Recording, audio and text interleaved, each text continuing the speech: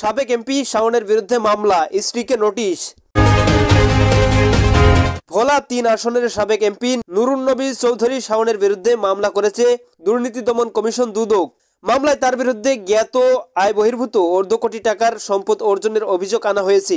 এছাড়া শাওনের স্ত্রী ফারজানা চৌধুরীর বিরুদ্ধে সম্পদ বিবরণীর নোটিশ জারি করা হয়েছে। মঙ্গলবার দুদকের মহাপরিচালক মোহাম্মদ আক্তার হোসেন এ তথ্য জানান। তিনি বলেন, নুরুন্নবী চৌধুরী শাওনের বিরুদ্ধে জ্ঞাত আয়ের উৎসের সঙ্গে অসঙ্গতিপূর্ণ 51,09,28,000 টাকার সম্পদ অর্জনের অভিযোগ আনা হয়েছে। একই সঙ্গে তার স্বার্থ সংশ্লিষ্ট প্রতিষ্ঠানের নামে 33টি ব্যাংক হিসাবে মোট 208,79,79,423 টাকার সন্দেহজনক লেনদেনের প্রমাণ পাওয়া গেছে।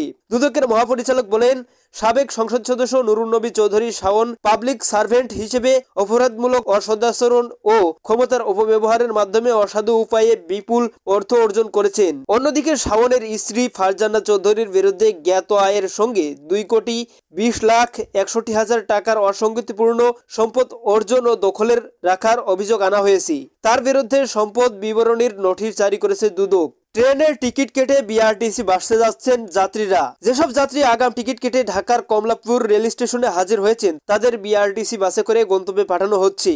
ঢাকার কমলাপুর রেল স্টেশনের বাইরে থেকে এসব বাস ছাড়ছে। ট্রেনের টিকিট দেখিয়ে যাত্রীরা এসব বাসে যেতে পারছেন। রেলওয়ের রানিং স্টাফদের ধর্মঘট চলছে। এ কারণে সারা দেশে ট্রেন চলাচল বন্ধ থাকায় বিপাকে পড়েছেন যাত্রীরা।